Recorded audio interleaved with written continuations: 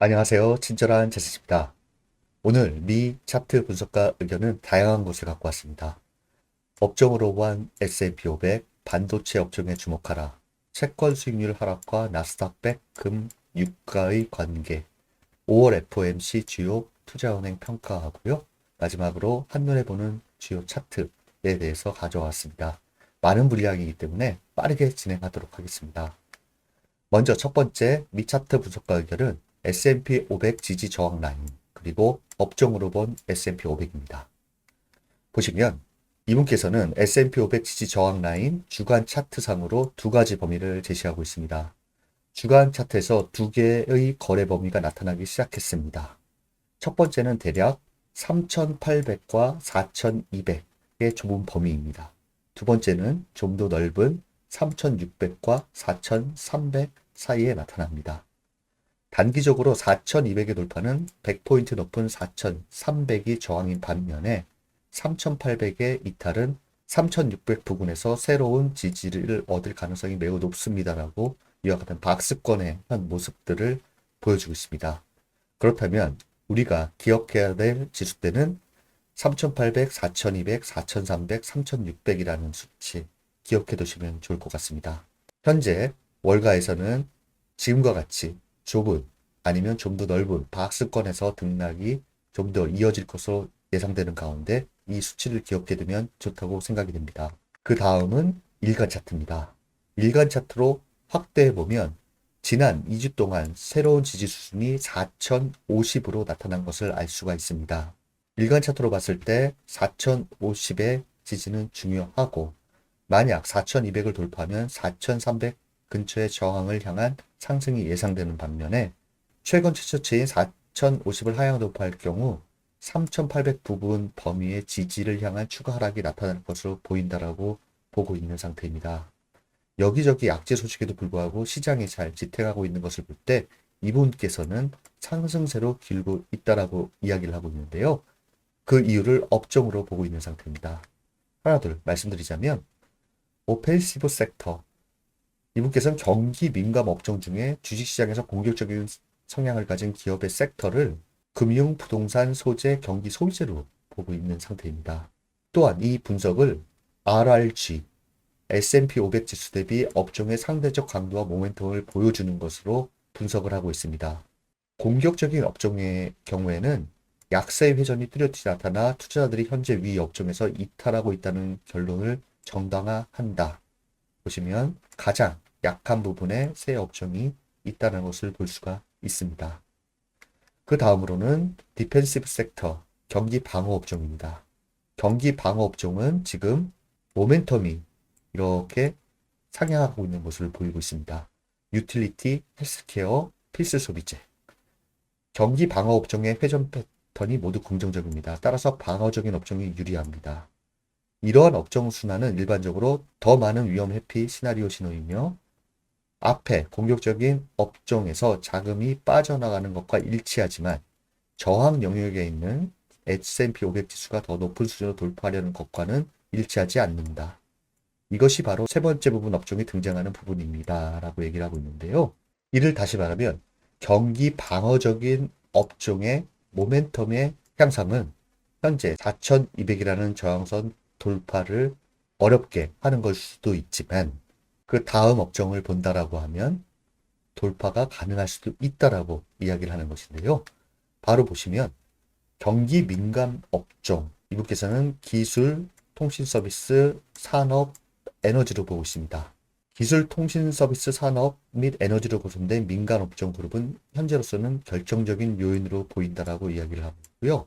위에 보시면 기술 및 통신 서비스 가장 상대적 강도도 높고 모멘텀도 강한 위치에 있는 이 두 업종의 강점을 봤을 때 기술 업종의 경우 S&P 500 지수에서 가장 높은 비중을 차지하고 있기 때문에 S&P 500 지수 자체에 큰 긍정적인 영향을 미친다라고 이야기를 하고 있습니다. 즉, 이 말은 기술, 현재 시장을 주도하고 있는 기술과 통신 서비스 업종이 상승 주도를 이어간다라고 하면 S&P 500 지수의 가장 강력한 저항인 4,200을 돌파할 수도 있다. 이렇게 해석할 수가 있는데요. 결론을 이렇게 내리고 있습니다. 현재 섹터 순환은 방어 업종으로 이동하는 것을 보여주며 이는 S&P 500 지수 볼 때 어느 정도 주의가 필요합니다. 그러나 현재 기술 통신 서비스 그리고 그보다 덜하지만 산업업종의 강점은 업종 비중으로 봤을 때 S&P 500 지수가 긍정적인 쪽으로 기울게 이 분석가로 하여금 4,300을 향한 상승 초기 움직임을 찾게 합니다. 라고 분석하고 있습니다. 결론적으로 기술과 통신 서비스 업종의 강세가 계속 지속하는지 체크하면 최대 저항이 4,200의 돌파가 가능할 것으로 보인다라고 해석할 수 있겠습니다. 또한 일부 투자은행에서는 4,200을 상회하는 모습을 보이면 그때는 주식 비중을 줄이라 라는 의견도 있으니까요. 참고하시면 될 것 같습니다. 그 다음은 반도체 업종에 주목하라는 의견입니다. 먼저 이분께서는 원유 가격의 붕괴 이겁니다. 이걸 갖고 왔는데요. 원유 가격의 붕괴는 소비자와 인플레이션에 도움이 될 수 있지만 경제의 힘에 대한 자신감 부족을 투영하고 에너지 섹터 회사 이익에 타격을 줄 것이다.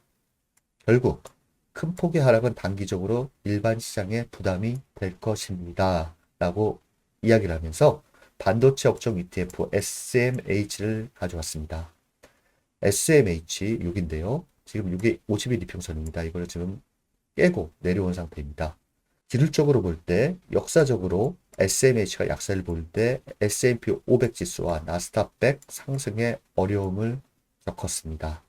만약 SMH가 50일 이평선의 돌파와 안착이 나온다라고 하면 이 약세 강도는 무효가 될 것입니다. 그렇기 때문에 반도체 업종의 50일 이평선 돌파와 안착을 체크한다면 주요 지수 S&P 500과 나스닥 100 지수의 방향에도 참고가 될 것이다 라는 이야기를 하고 있습니다. 그 다음은요. 채권 수익률 하락과 나스닥 100, 금, 유가의 관계에 대해서 분석한 차트 분석가 의견입니다. 먼저 10년물 국채 수익률과 나스닥입니다. 요거는 10년물 국채 수익률이고 요거는 나스닥 100을 S&P 500으로 나눈 비율을 보여주는 것입니다. 채권 수익률의 방향은 다양한 시장 간 관계에 영향을 미쳤습니다. 그 중에 하나가 나스닥 시장입니다. 위에 차트를 보면 채권 수익률 하락이 올해 들어 지금까지 나스닥 시장에 좋은 영향을 미쳤다는 것을 보여주고 있다. 차트를 보면 두 선 모두 대부분 반대 방향으로 추세가 이동했음을 알 수가 있다. 채권 수익률이 하락하면 올라가고 채권 수익률이 상승하면 내려가고 이와 같은 상관관계를 갖고 있다.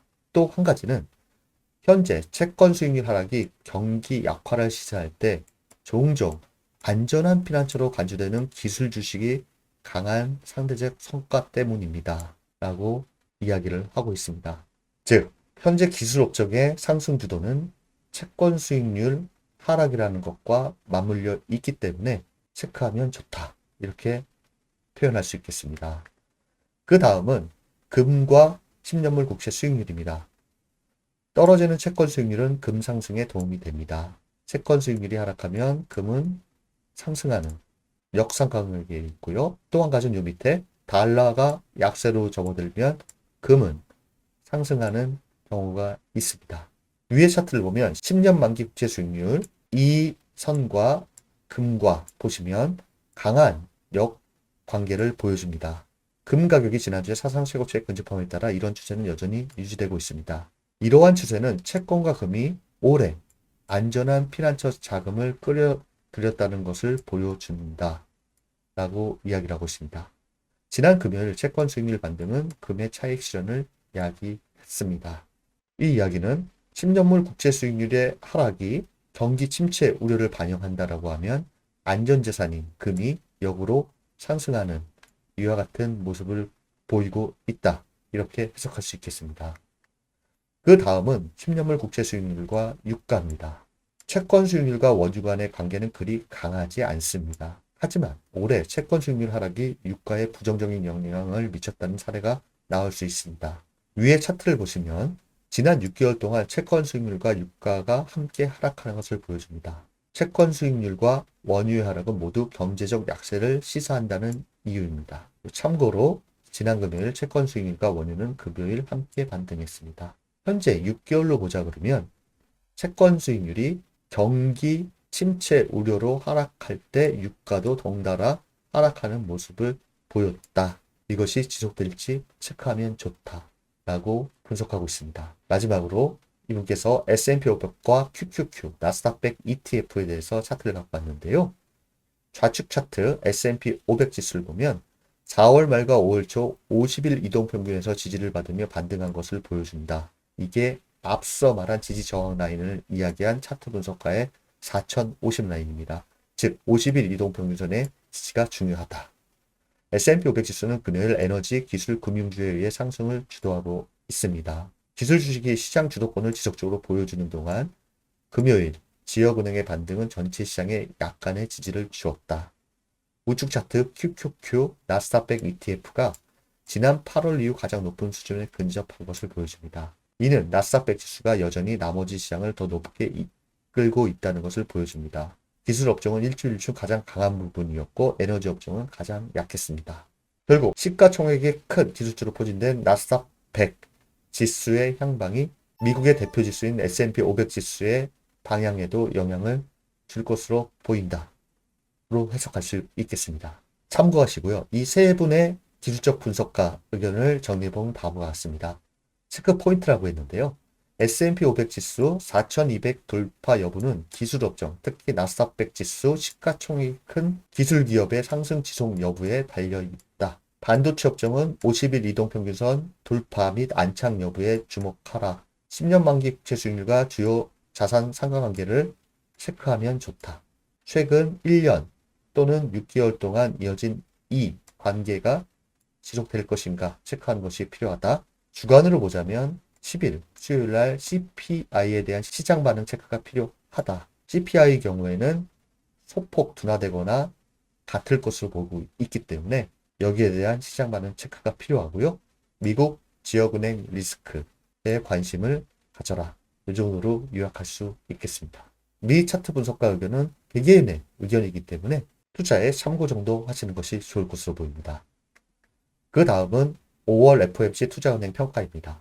먼저 패드 금리 모니터링 도구를 보시면 6월 중순에 있을 FOMC 회의에서 금리 동결이 91.5, 25bp 인상 가능성이 8.5%입니다. 그 이유는 보시면 5월 FOMC에서 연준의 25bp 금리 인상이 시장 예상에 부합한 가운데 정책 결정문 및 기자회견에서 6월 금리 인상 중단을 시사한 것이 비둘기적으로 해석을 했습니다. 바뀌긴 하지만 패드 금리 모니터링 도구에서 금리 전망을 보면 6월의 동결, 7월의 동결, 그 다음에 9월부터 25bp씩 인하하는 쪽으로 시장은 기대를 하고 있는 상태입니다. 6월 13일, 14일 FOMC는 결정적인 역할을 할 것으로 보이는데요. 그 이유는 경제전망 서머리와 점도표가 나오기 때문입니다. 이 밑에 보시면 5월 FOMC 회의에 대한 주요 투자은행의 의견인데요. 뱅크 오브 아메리카의 경우에는 지역은행 스트레스가 완화되고 타이트한 노동시장 및 높은 인플레이션이 지속될 경우에는 6월 금리 인상이 적절할 수 있다라고 얘기하고 있고요. 시티 같은 경우에는 6월 FOMC를 앞두고 근원 PCE, CPI, 인플레이션 지표가 높을 것으로 예상하기 때문에 연준이 6월, 7월 25bp 인상, 최저금리를 5.5에서 5.75 전망할 것을 유지한다라고 이야기를 하고 있습니다. 모건 스탠리의 경우에는 조건부 인상 중단을 시사하는 대체적으로 5월 FOMC는 비둘기적이었고 당사는 연준의 정책 금리를 5에서 5.25로 유지하다가 내년 3월에 25bp 인하할 것으로 예상한다. 올해 금리 인하는 없다. 이렇게 보고 있고요. 골드만삭스는 금리 인상 사이클 중단을 시사했지만 매파적 평양도 유지함으로써 균형을 유지했다. 이렇게 평가하고 있으니까요. 참고하시면 될 것 같습니다. 그 다음은 한눈에 보는 주요 차트입니다. 빠르게 진행하도록 하겠습니다. 먼저 나스닥 지수 같은 경우에는 전고 및 주요 저항 라인에 위치하고 있습니다. 이것을 돌파하고 안착한다라고 하면 그 다음 저항선은 13,000이고요. 이와 같은 모습이 나온다라고 하면 앞서 차트 분석가가 말한 것처럼 S&P 500 지수가 4200이라는 저항선을 돌파할 것으로 보입니다. 나스닥 지수 주간 차트 같은 경우에는 12421 이것이 고점에서 저점을 연결한 피보나치 38.2 구간입니다. 이 수준이 돌파될 것이냐, 그리고 최대 저항존에 진입하게 되는데 이 부분에 저항이 만만치 않을 것으로 보입니다. 그 다음은 S&P 500 지수 일간입니다. 전고 라인 4200 저항, 그리고 4300 50일 200일 이평선의 지지가 아래로는 중요하다, 이렇게 보시면 될 것 같고요. 주간 차트를 보시면 차트 분석가들이 4300이라는 것을 상당히 중요시 여기는 이유는 이 피보나치로 봤을 경우에 61.8 구간 4310이라는 요거를 만약에 뚫고 올라간다라고 하면 기술적으로 봤을 때 이 하락세가 완전히 마무리되고 새로운 상승으로 돌입하는 구간이기 때문에 미 차트 분석가들은 4300이라는 지수대를 상당히 중요시 한다는 것. 그렇기 때문에 여기가 현재 상황을 봤을 때 뚫기 쉽지 않을 거라는 것을 이야기하는 경우도 종종 있습니다. 우리는 피보나치로 봤을 때, 기술적으로 봤을 때 4300의 안착은 새로운 상승 추세의 진입이다, 이렇게 생각해도 큰 문제가 없을 것으로 보입니다. 그 다음 다우존스 일간 차트인데요. 이 안에 박스권에서 계속 오래 움직이는 모습 보이고 있는 상태입니다. 빅스 지수인데요. 일각에서는 20 미만 이렇게 유지될 때는 보통 강세장에 나오는 시그널로 보고 있는데요. 현재 상황에서는 변동성이 작은 좁은 박스권에서 움직임이 계속 지속될 것으로 보는 경우가 더 많은 것 같습니다. 중요한 것은 이 20 라인을 위로 올라가더라도 200일 이평선을 뚫지 않는다라고 하면 시장은 변동성이 크기보다는 좀 박스권 안에서 방향 모색 과정이 좀 더 이어질 것으로 보인다, 이렇게 해석하면 될 것 같습니다. 비트코인 같은 경우에는 제가 얼마 전에 일목균형표로 분석한 미 차트 분석가 의견을 드렸었는데요.